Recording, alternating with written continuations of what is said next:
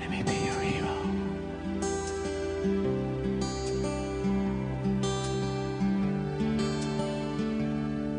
Would you dance if I asked you to dance?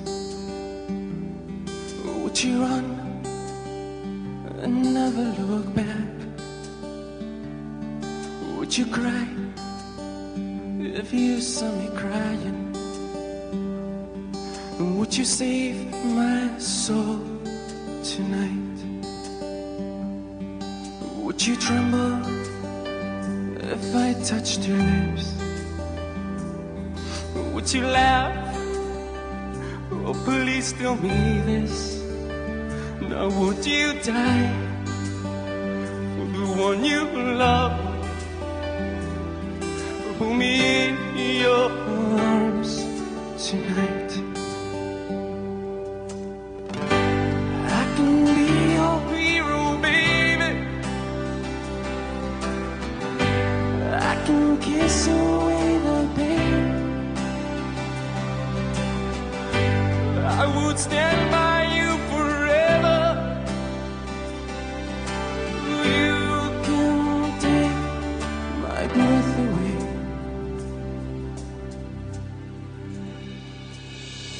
Would you swear that you'll always be mine?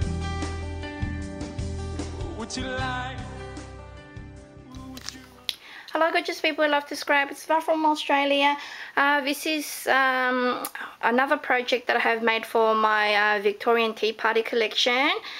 And again, like I mentioned, I was inspired by the beautiful curly rolled edge flowers that I received from Esmeralda, and that's what they look like here. That's just so absolutely gorgeous. So if you love these flowers also that I have used here, pop over to her website, which is Pro31designs.com, and you'll be able to purchase beautiful flowers as well as pearl trims and heaps of other embellishments also. So I'm going to share you guys this beautiful project that I have put together.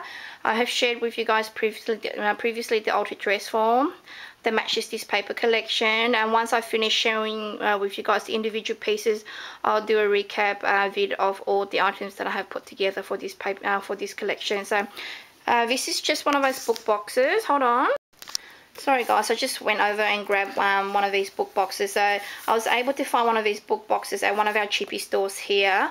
It's actually from Chicken Feed. It's actually called Chicken Feed. Can you guys believe it?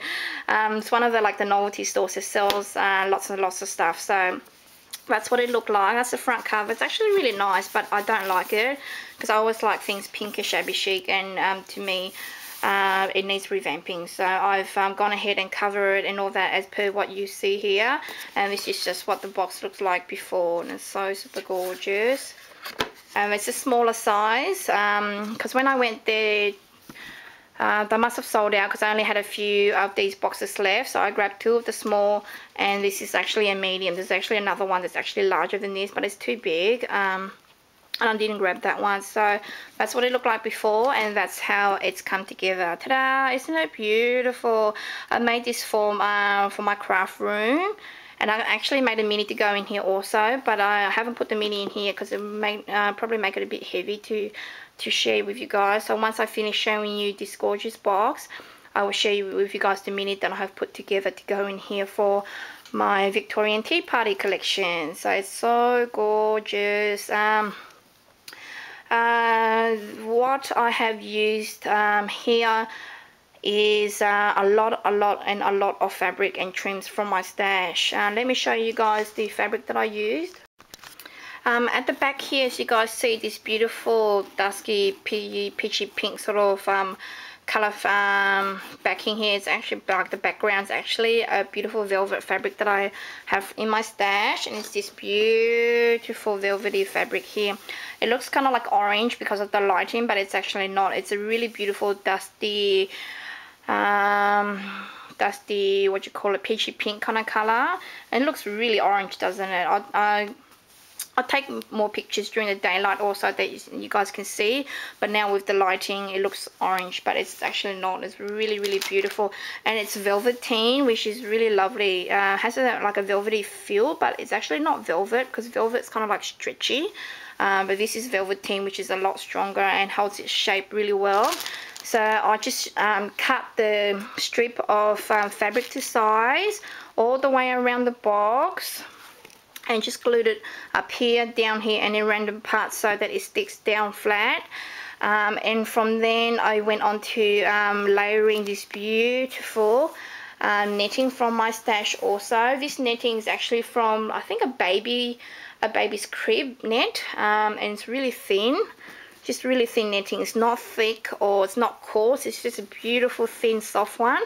So I actually angled the I'm losing my mind here, aren't I? Sorry.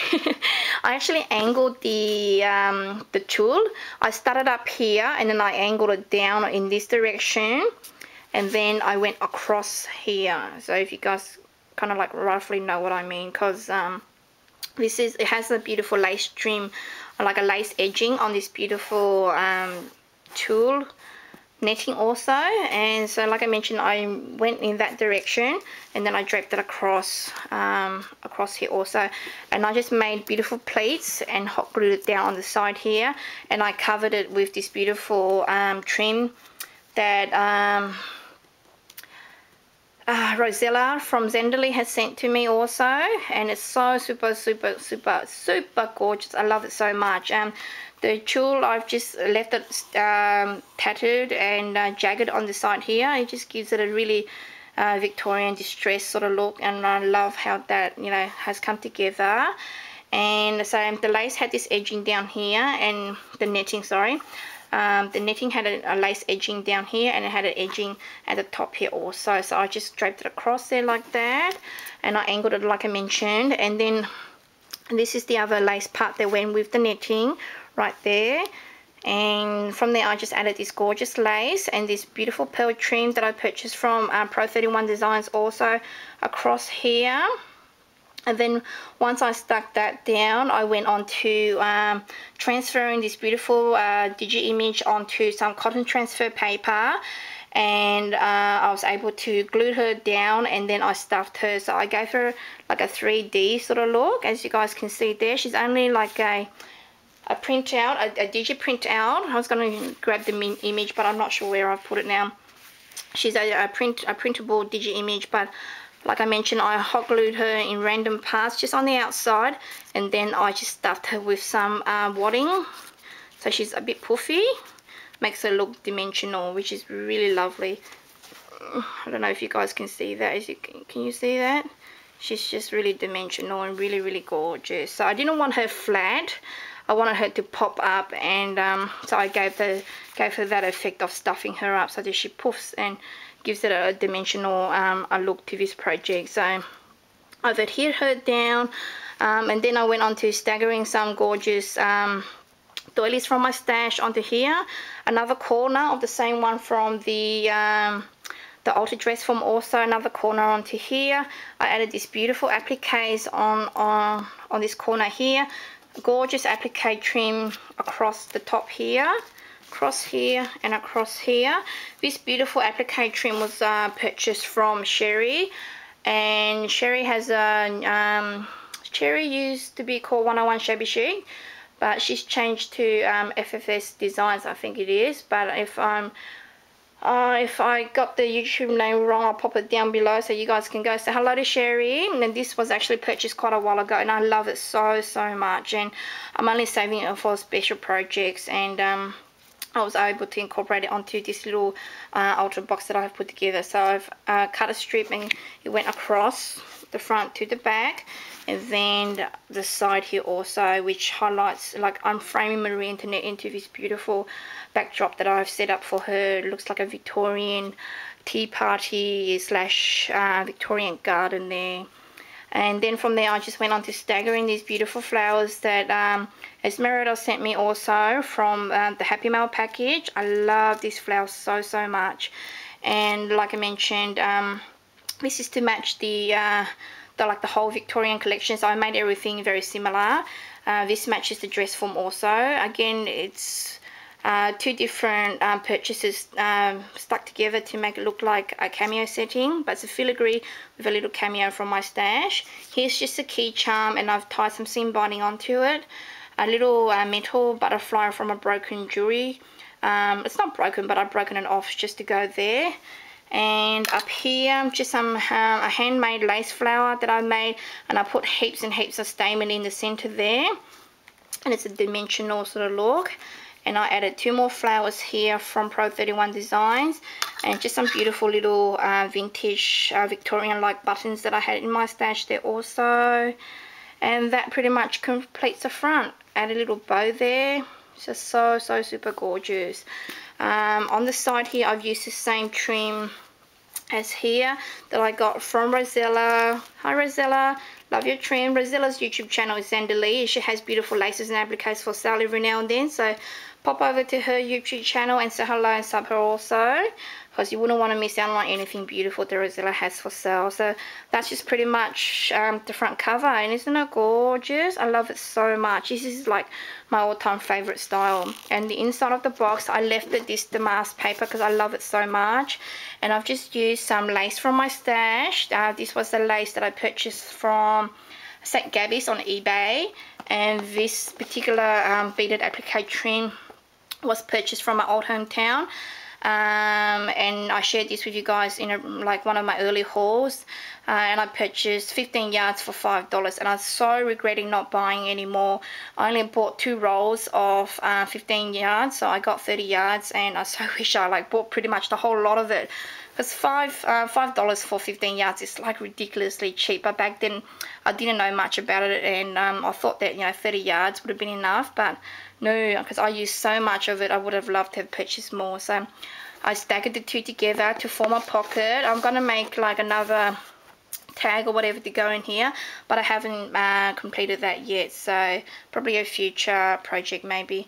Across the top here and down the bottom here, I've just used some gorgeous thin lace from my stash, and that just forms the inside pocket, and that's just pretty much where my mini album sits. So that is my gorgeous altered box there. So I do have some time, I'll be able to share with you guys the little mini album also. So I've gone ahead and popped the mini album inside the box here already, and like I mentioned, it's a tea party theme, so I've made a beautiful teapot mini album. Ta-da! As you guys can see there, it's so beautiful.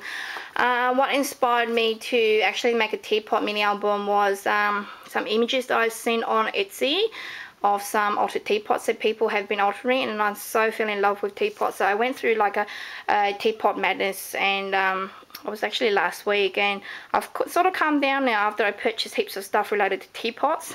Can you guys believe it? I'll share you guys my my little obsession with teapots soon. So I'll share you guys my little altered mini album, not altered, my mini album that I have created. The template that I've used for this mini album was actually just a picture that I found on eBay. They were selling, I think it was like a Maya Road mini album. It was actually from the UK, but postage is really expensive also for like the little mini album, so I didn't buy it. I actually just saved the picture, and then I was able to print the picture out and enlarge it to the size that I have wanted it, which is this size here. It's a really good size, as you guys can see there, and it fit perfectly into this little mini album. I don't know what that is, but I will disregard that. So it fits perfectly in there. So if I embellished it any more chunkier than this, it probably won't fit. There's 4 pages to this teapot mini album.